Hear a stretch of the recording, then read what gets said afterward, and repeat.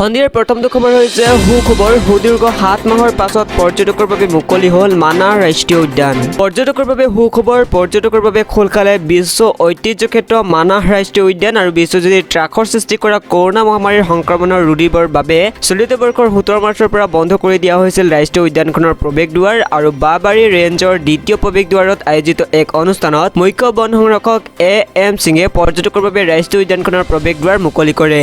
এই শুভ অনুষ্ঠানত হাতী বিহু দল, বাগৰুম্বা, চাহ বাগিচাৰ নৃত্যৰ দলৰ লগতে স্থানীয় ছাত্ৰ-ছাত্ৰী, পুৰুষ মহিলাই অংশগ্ৰহণ কৰি এক শোভাযাত্ৰা উলিয়ায় আৰু ৰাষ্ট্ৰীয় উদ্যানখনত প্ৰৱেশ কৰিবলৈ হ'লে পৰ্যটকে সকলো ধৰণৰ কোভিড প্ৰট'কল মানি চলিব লাগিব আৰু ৰাষ্ট্ৰীয় উদ্যান কৰ্তৃপক্ষই কৰোনা সংক্ৰমণ নহ'বলৈ বিশেষ ব্যৱস্থা গ্ৰহণ কৰা বুলি বাবাৰী ৰেঞ্জৰ বন বিষয়া বাবুল বৰ্মই জানিবলৈ দিয়ে। এই নিয়ম অনুসৰি বাবাৰী ৰেঞ্জৰ প্ৰৱেশদ্বাৰত ছেনিটাইজাৰৰ জৰিয়তে উদ্যানখনত প্ৰৱেশ কৰা সকলো বাহনৰ চকা বীজাণুমুক্ত কৰাৰ ব্যৱস্থাও কৰিছে আৰু একেদৰে মানুহৰ লজসমূহৰ উপৰিও jeep safari association, Manas nature guide union আদি সাজু হৈ উঠিছে পৰ্যটকক আদৰিবলৈ। আনহাতে কোভিড প্ৰট'কল অনুসৰি এইবাৰ ছাফাৰীৰ সময়ত এখন জিপচিত 3 জন পৰ্যটককে ৰাষ্ট্ৰীয় উদ্যানখনৰ ভিতৰত প্ৰৱেশ কৰিব পাৰিব আৰু একেদৰে সকলো পৰ্যটকে মাস্ক পৰিধান কৰাটো বাধ্যতামূলক। একেদৰে লজসমূহত পৰ্যটকক আপ্যায়নৰ ক্ষেত্ৰতো ডিছপ'জিবল সামগ্ৰীৰ ব্যৱস্থা হাতত লোৱা হৈছে। 10,000 ফুট উচ্চতাত বিশ্বৰ আটাইতকৈ দীৰ্ঘতম সুৰংগ উদ্বোধন কৰিলে প্ৰধানমন্ত্ৰী নৰেন্দ্ৰ মোদীয়ে। 10,000 ফুট উচ্চতাত নিৰ্মাণ কৰা বিশ্বৰ আটাইতকৈ দীৰ্ঘতম সুৰংগটো শনিবাৰে প্ৰধানমন্ত্ৰী নৰেন্দ্ৰ মোদীয়ে উদ্বোধন কৰে আৰু প্ৰধানমন্ত্ৰী নৰেন্দ্ৰ মোদীৰ সৈতে মানালীত উপস্থিত থাকে প্ৰতিৰক্ষা মন্ত্ৰী Rajnath Singh, chief of defence staff general Bipin Rawat আৰু সেনা প্ৰধান এম.এ. নাৰৱানে। ৰোহতাং পাছত বছৰত মাত্ৰ 4-5 মাহ মানুহে কাম কৰাৰ সময় পোৱা যায় আৰু বছৰৰ বাকী সময়খিনি প্ৰচণ্ড ঠাণ্ডা তথা বৰফৰ বাবে এই পথ বন্ধ থাকে। এই সুৰংগ আৰম্ভ হোৱাৰ পাছত মানালী লেঘাই পথ গোটেই বছৰ যাতায়াত সম্ভৱ হ'ব আৰু ভাৰতীয় অভিযান্ত্ৰিক নিৰ্মাণৰ এক বিৰল নিদৰ্শন হৈ পৰিছে এই অটল সুৰংগ আৰু নিৰ্মাণ সংস্থাটোৰ বিষয়াসকলে এইদৰে 10,000 ফুট উচ্চতাত এনে নিৰ্মাণৰ কাম যথেষ্ট কঠিন বুলি জানিবলৈ দিয়ে। প্ৰায় 500 মিটাৰ অন্তৰে অন্তৰে বাহিৰলৈ যোৱাৰ সুৰংগ আছে আৰু লগতে অগ্নি নিৰ্বাপনৰ ব্যৱস্থাও আছে। সুৰংগটোৰ উচ্চতা 10 মিটাৰ আৰু পথৰ দুয়োকাষে 1 মিটাৰতকৈ ফুটপাতো নিৰ্মাণ কৰা হৈছে। সুৰংগটোৱে মানালীৰ পৰা লেহ চহৰৰ দূৰত্ব 46 কিলোমিটাৰ হ্ৰাস কৰিব আৰু ইয়াৰ ফলত পাহাৰীয়া পথত 4 ঘণ্টা যাত্ৰা কমি যাব আৰু সামৰিক দিশৰ পৰা এই সুৰংগ অতি গুৰুত্বপূৰ্ণ। ভাৰত চীনৰ মাজত সীমান্তত চলা সংঘাতৰ সময়ত সেনাৰ বাবে খাদ্য সামগ্ৰী দ্ৰুতভাৱে যোগান ধৰিব পৰা যাব। আমেৰিকা, ব্ৰাজিলৰ পাছত ভাৰতত 1 লাখতকৈ অধিক কোভিড ৰোগীৰ মৃত্যু। কৰোনা ভাইৰাছৰ সংক্ৰমণৰ ফলত 1 লাখৰ অধিক লোকৰ মৃত্যু হোৱা বিশ্বৰ তৃতীয়খন দেশ হিচাপে পৰিগণিত হৈছে ভাৰতবৰ্ষ আৰু ভাৰতত কৰোনা ভাইৰাছৰ সংক্ৰমণৰ ফলত বৰ্তমানলৈ 1,08,42 গৰাকী লোকে প্ৰাণ হেৰুৱাইছে।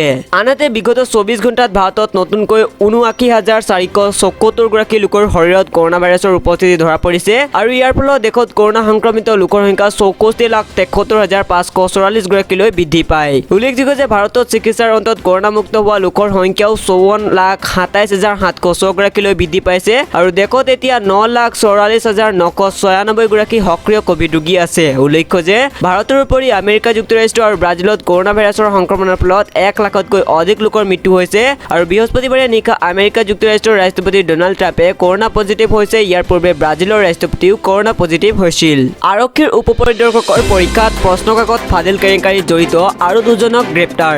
অসম আৰক্ষীৰ অপৰাধ অনুসন্ধান শাখাই শুকুৰবাৰে নিশা উপ পৰিদৰ্শকৰ পৰীক্ষাৰ প্ৰশ্নকাকত ফাদিল কেলেংকাৰীত জড়িত 2জন ব্যক্তিক ডিব্ৰুগড়ৰ পৰা গ্ৰেপ্তাৰ কৰে আৰু গ্ৰেপ্তাৰ কৰা লোক 2জনক ডিব্ৰুগড়ৰ জীৱন ফুকন নগৰৰ প্ৰিয়নাথ গগৈ ওৰফে জিন্তু গগৈ আৰু বৰপথাৰ অঞ্চলৰ দিলীপ গগৈ ওৰফে ভাই বুলি চিনাক্ত কৰা হৈছে।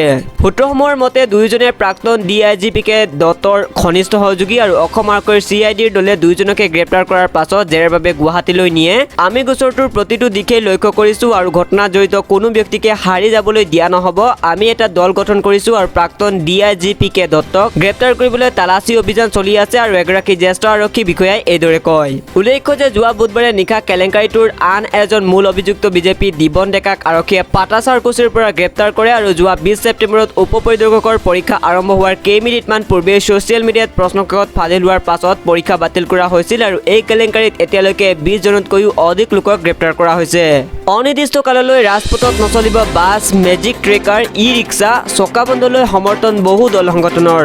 অহা সোমবাৰৰ পৰা ৰাজ্যত অনিৰ্দিষ্ট কাললৈ চকা বন্ধৰ আহ্বান আৰু সদৌ অসম মটৰ পৰিবহণ সন্থাই সোমবাৰৰ পৰা অনিৰ্দিষ্ট কাললৈ ঘোষণা কৰিছে চকা বন্ধৰ কাৰ্যসূচী আৰু চকা বন্ধলৈ এতিয়া সমৰ্থন আগবঢ়াইছে বহুকেইটা দল সংগঠনে। অটো মালিক সন্থাৰ লগতে ৰোড ট্ৰেন্সপৰ্ট ৱৰ্কাৰ্ছ ফেডাৰেশ্যনে চকা বন্ধৰ সমৰ্থন আগবঢ়াইছে আৰু দুগুণ ভাড়া বৃদ্ধিৰ দাবীৰে এই সিদ্ধান্ত লৈছে সন্থাই। সন্থাই অভিযোগ কৰে যে লকডাউনৰ সময়ত তেওঁলোকলৈ চৰকাৰে কোনো ধৰণৰ সহায়ৰ হাত আগনবঢ়ালে আৰু লকডাউনৰ সময়ত বিভিন্ন ক্ষেত্ৰত দাম বৃদ্ধি কৰা হয় আৰু লকডাউনৰ ফলত হোৱা ক্ষতিৰ পৰা ৰেহাই পাবলৈ এতিয়া বঢ়োৱা হৈছে ডিজেলৰ দাম। কিন্তু 50% যাত্ৰীৰে বৰ্তমান সেৱা আগবঢ়াই থকা ব্যক্তিগত বাছ, ট্ৰেকাৰ, মেজিক, ই-ৰিক্সাসমূহে বাৰে বাৰে দাবী জনাই অহাৰ পিছতো ভাড়া বৃদ্ধিৰ দাবী কোনো ধৰণৰ গুৰুত্ব নিদিলে ৰাজ্যৰ পৰিবহণ বিভাগে আৰু এতিয়া চৰকাৰে সন্থাৰ দাবী মানি নললে অহা সোমবাৰৰ পৰা ৰাজপথত নচলিব বাছ, ট্ৰেকাৰ, মেজিক, ই-ৰিক্সা।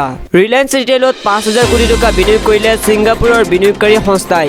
বিদেশী বিনিয়োগকাৰীৰ বাবে এতিয়া অত্যন্ত বিশ্বাসী আৰু নিৰ্ভৰযোগ্য প্ৰতিষ্ঠান হিচাপে পৰিগণিত হৈছে ৰিলায়েন্স আৰু ৰিলায়েন্স জিঅ' আৰু ৰিলায়েন্স ৰিটেইলত এতিয়া ইটোৰ পিছত সিটো বিদেশী বিনিয়োগ আৰু এইবাৰ ছিংগাপুৰৰ বিনিয়োগকাৰী সংস্থা GICয়ে 5,512.5 কোটি টকা বিনিয়োগ কৰিলে ৰিলায়েন্স ৰিটেইলত। চলিত সপ্তাহতে এয়া হ'ল ষষ্ঠটো বিনিয়োগ। 5,512.5 কোটি টকা বিনিয়োগ কৰি ৰিলায়েন্স ৰিটেইলৰ 1.22% শ্বেয়াৰ ক্ৰয় কৰিছে DICয়ে। যোৱা 2 অক্টোবৰ তাৰিখে এই বৃহৎ বিনিয়োগৰ কথা জনাইছিল ৰিলায়েন্স ইণ্ডাষ্ট্ৰিজ লিমিটেডৰ তৰফৰ পৰা আৰু ৰিলায়েন্স ইণ্ডাষ্ট্ৰিজৰ চেয়াৰমেন ও মেনেজিং ডিৰেক্টৰ মুকেশ আম্বানীয়ে কয় যে GICৰ গ্লোবেল নেটৱৰ্ক আৰু ট্ৰেক ৰেকৰ্ড অত্যন্ত সমৃদ্ধিশালী। GICৰ সৈতে এই সম্পৰ্কই ভাৰতৰ ৰিটেইল ছেক্টৰক অন্য মাত্ৰা প্ৰদান কৰিব আৰু GICৰ CEO কিয়াতে কয় যে আমাৰ বিশ্বাস ৰিলায়েন্স ৰিটেইলৰ বিশাল ছাপ্লাই চেইন, ষ্ট'ৰ নেটৱৰ্ক আৰু শক্তিশালী লজিষ্টিক আৰু পৰিকাঠামোৰ সহায়ত গ্ৰাহক আৰু শ্বেয়াৰ হোল্ডাৰ উপকৃত হ'ব।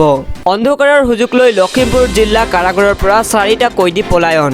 লখিমপুৰ জিলা কাৰাগাৰৰ পৰা কয়দীৰ পলায়ন। অন্ধকাৰৰ সুযোগ লৈ পলায়ন কৰে কয়দীকেইজনে আৰু 4টাকৈ কয়দী পলায়ন কৰে শুকুৰবাৰে নিশা। উল্লেখযোগ্য যে চুৰি কাৰ্যত জড়িত হৈ ৰঙাঘৰত আছিল 4টা কয়দী আৰু পলায়ন কৰা কয়দীকেইজন ক্ৰমে ৰাহুল দৈমাৰী, পাপু দাস, লোকনাথ পেগু আৰু প্ৰণৱ বনিয়া। ঘটনা সন্দৰ্ভত জানিব পৰা মতে নিশা 2 মান বজাত কাৰাগাৰৰ কোঠালীৰ খিৰিকী ভাঙি দেৱাল বগাই পলায়ন কৰে কেউটাই।